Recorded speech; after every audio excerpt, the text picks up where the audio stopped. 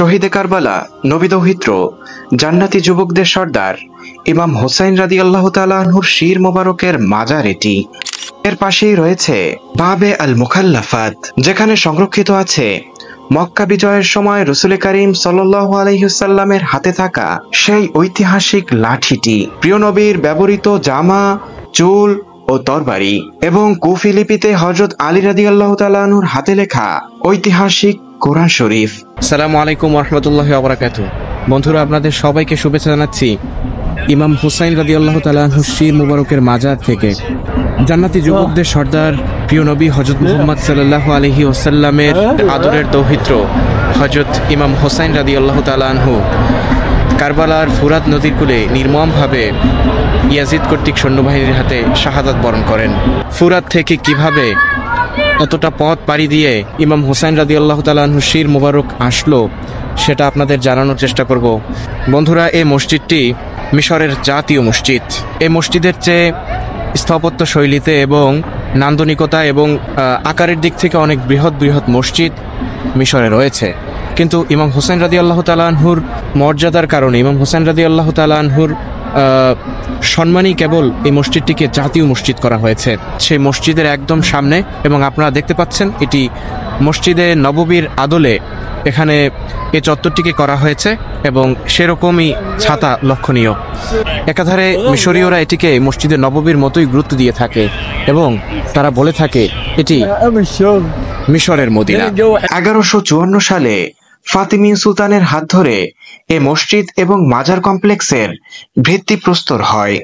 পরবর্তীতে আব্বাসীয়, মামলুক এবং অটোমান সাম্রাজ্যের আমলে এর নির্মাণ এবং সম্প্রসারণ অব্যাহত থাকে।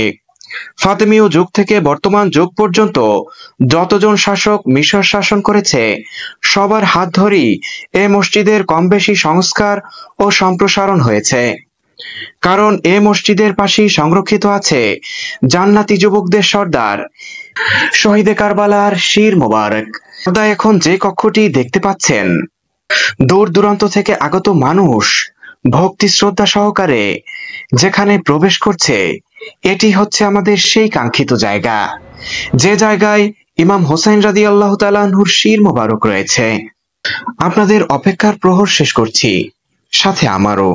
প্রথমেই প্রবেশ করছি ইমাম হোসাইন রাদিয়াল্লাহু তাআলা আনহুর শির মোবারকের মাজার অভ্যন্তরে।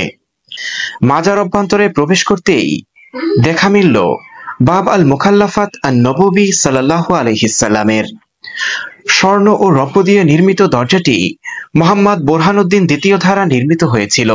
ইমাম হুসাইন ইবনে আলী ইবনে আবি তালেব রাদিয়াল্লাহু তাআলা আনহু প্রিয় নবী হযরত মুহাম্মদ সাল্লাল্লাহু আলাইহি সাল্লামের প্রিয় দৌহিত্র, জান্নাতি যুবকদের সর্দার, খোলাফায়ে রাশেদার চতুর্থ খলিফা হযরত আলী ও নবীকন্যা হযরত ফাতিমা রাদিয়াল্লাহু তাআলা আনহুর প্রিয় পুত্র, যিনি মূলত উমাইয়া রাজবংশের দ্বিতীয় শাসক ইয়াজিদ কর্তৃক প্রেরিত সৈন্যবাহিনীর হাতে ইরাকের ফুরাত নদীর কূলে নির্মমভাবে শাহাদাত বরণ করেন এবং তাকে শিরচ্ছেদ করা হয়, যা মুসলিম ইতিহাসে এক কলঙ্কজনক অধ্যায় রচনা করেছে। সুদূর কারবালা থেকে কিভাবে মিশরের কায়রোতে আসলো, তাহলে শুনুন। 680 খ্রিস্টাব্দে বা 81 হিজরিতে শাহাদাত বরণ করেন ইমাম হুসাইন। শিরচ্ছেদের পর সীমার ইয়াজিদের কাছে শামে তার শির মোবারক নিয়ে যায়, এবং সেখানে কিছুদিন রাখার পরে ফিলিস্তিনের আসকালানে দাফন করা হয়। 548 হিজরিতে ক্রুসেডার দ্বারা শাসিত হচ্ছিল ফিলিস্তিনের আসকালান সহ আশেপাশের অঞ্চলগুলি। তারা এক এক করে সকল মুসলিম মনীষীদের কবরগুলো ধ্বংস করল। তখন ফাতিমীয় খলিফা তার উজিরের পরামর্শে ইমাম হোসাইন রাদিয়াল্লাহু তাআলা আনহুর শির মোবারকের মাজার হস্তান্তর করার সিদ্ধান্ত গ্রহণ করেন। অবশেষে বিরাট অর্থের বিনিময়ে ফাতিমীয় সেনাপ্রধান বদরুদ্দিন জামালি শির মোবারক সংগ্রহ করে মিশরে নিয়ে আসেন, এবং যথাযথ মর্যাদায় আজহার মসজিদের পাশেই শির মোবারক দাফন করা হয়। ঐতিহাসিকদের বর্ণনা মতে তখনও শির মোবারক থেকে রক্তের ফোঁটা প্রবাহিত হতে দেখা যায়। সুবহানাল্লাহ।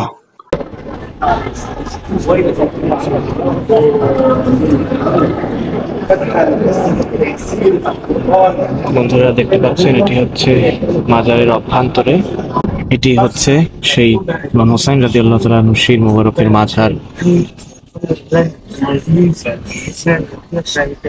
ইমাম হুসাইন রাদিয়াল্লাহু তাআলা আনহুর শির মুবারকের মাজার অভ্যন্তরে শিরিক বিদআত লক্ষ্য করিনি।